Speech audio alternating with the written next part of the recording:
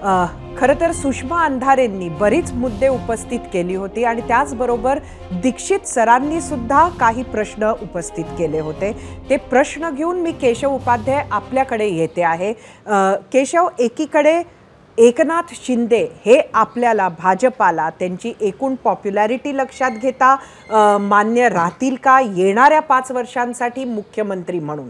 तर दुसरा प्रश्न जो सुषमाताईंनी विचारला तो हा आहे की आजचाच एबीपी माझाचा जो ऑनलाईन पोल आहे, ज्याला जवळजवळ 5,60,000 लोकांचा रिस्पॉन्स आहे, त्यात 70% वर जो प्रेफरन्स आहे तो उद्धव ठाकरेंना आलेला आहे। कसं बघता आपण ह्या सगळीकडे?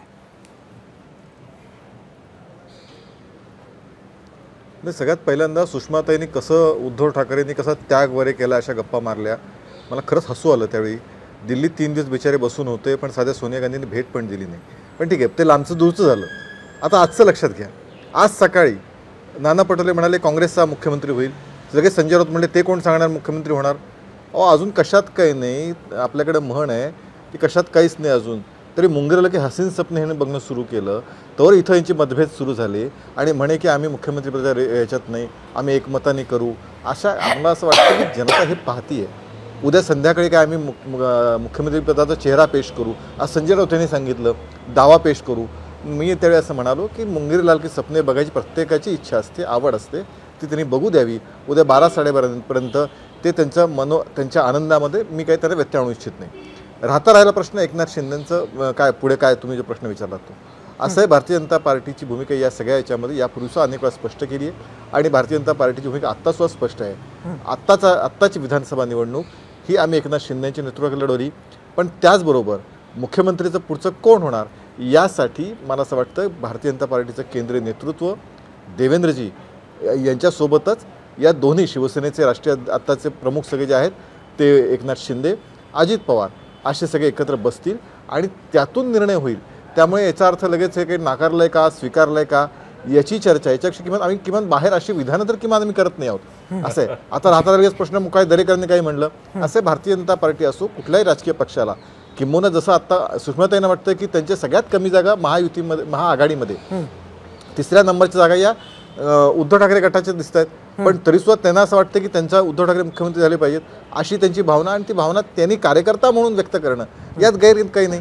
तसं प्रवीण दरेकरांनी व्यक्त करणं की देवेंद्रजी मुख्यमंत्री झाले पाहिजेत असं भारतीय जनता पार्टीच्या किंवा या समाजातला मोठा एक वर्ग आहे की ज्याला असं वाटतं, त्यातही वागण्याचं कारण नाही। पण जो निर्णय जो असेल तो निर्णय, आणि एक तुमच्या माहितीसाठी आम्ही कधी मित्रपक्षांना सोडलं नाही, तुमच्या माहितीसाठी हे पूर्वी हे रेकॉर्डर पण आलं आहे की ज्यावेळी 17-18च्या दरम्यान सुद्धा त्यावेळी शरद पवार आणि सगळ्या त्यावेळेच्या राष्ट्रवादींनी सोबत याचा निर्णय घेतला होता, पण आणि त्यांची अट होती की त्यावेळेच्या शिवसेनेला सोडावं, पण त्यावेळी आम्ही सोडलं नाही का तर आमचे पार्टनर आहेत त्यामुळे त्यांना सोडणार नाही ही भूमिका त्यावेळी घेतली, तर त्याचवेळी ते सोबत एकत्र यायला तयार झाले होते। त्यामुळे आत्ता सुद्धा नाही ते गेले, आम्ही सोडलं नाही आहे। असं आहे की एकाही पार्टनरला आम्ही सोडलं नाही, त्या पार्टनरनी त्यावेळी त्यांना असं वाटलं की आपण बाहेर जावं। नितीश कुमार स्वतःहून बाहेर पडले, पुन्हा आमच्यासोबत आले, फारुख अब्दुल्ला स्वतःहून आमच्यासोबत आले होते, स्वतःहून आमच्यासोबत 2004ची गोष्ट सांगतोय, आत्ताची गोष्ट सांगत नाही मी।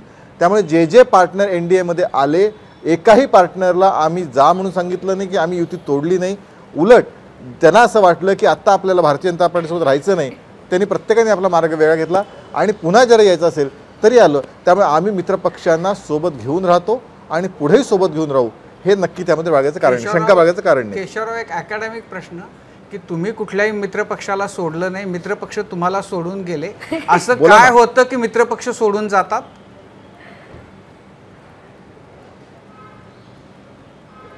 असं आहे की आता 19 आपण बघितलं, 19ला उद्धव ठाकरे खरं म्हणजे त्यावेळच्या विधानसभेच्या निवडणुकीमध्ये प्रत्येक सभेमध्ये ज्यावेळी उद्धव ठाकरे स्टेजवर होते त्यावेळी सुद्धा हे सातत्याने सांगितलं जात होतं की पुढचे मुख्यमंत्री हे देवेंद्रजी असतील। त्यावेळी उद्धव ठाकरे एक शब्दाने बोलले नाहीत, मात्र ज्यावेळी आकडे वेगळे आले आणि त्यांना मुख्यमंत्री व्हायचा मोह झाला त्यावेळी त्यांनी महाराष्ट्राशी द्रोह करत मुख्यमंत्री भारतीय जनता पार्टी लांब गेले।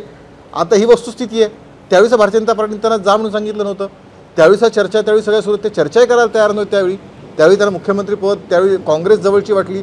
त्यामुळे या पद्धतीने असेल तर त्याच्यामध्ये आपण काही इथे शेवटी ही युती आहे, इथे एकमेकाला कोणी बांधून ठेवत नाही, त्यांना जायची इच्छा झाली ते जाऊ शकतात। अशा पद्धत सत्तेसाठी जर कोणी बाहेर जात असेल, नितीश कुमार साहेब त्याच भूमिकेतनं बाहेर पडले, त्याच्यानंतरही पुन्हा ते आमच्यासोबत आले, त्यामुळे अशा पद्धतीने या ठिकाणी भारतीय जनता पार्टीने कायम मित्रपक्षाचा सन्मान आदर मग केला. पंकजा कुणाला मुंडेंना सोडले नाही. 12 वर्ष तसं का उद्या बरं अजित वनवास पवार केला? असंच असेल. एबीपी माझा, उघडा डोळे बघा नीट.